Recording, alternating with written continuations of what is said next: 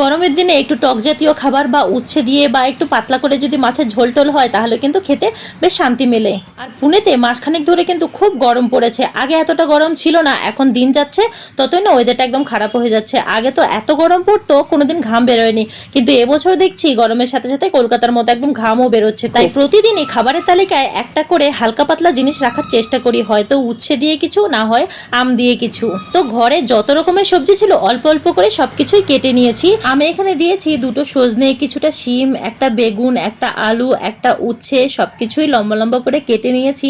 তারপর কড়াইতে জিরে ফোড়ন দিয়ে আর একটু রাঁধুনি ফোড়ন দিয়ে সব সবজিগুলো দিয়ে দিয়েছি। আর ছিল চিংড়ি মাছ, আর চিংড়ি মাছটা এমন একটা মাছ যে কোনো সবজি দিয়ে রান্না করলে না বেশ ভালো লাগে খেতে, আর এই সবজিটা একটু তেতো তেতো লাগে বলে আরো বেশি ভালো লাগে। তারপর সবজিগুলো সব ভেজে ভুজে লবণ হলুদ দিয়ে 1 চামচ মতো জিরার গুঁড়ো দিয়ে দিয়েছিলাম। তারপর এরকম হালকা পাতলা ঝোল করে নামিয়ে নিয়েছি। তো চলো, টাটা।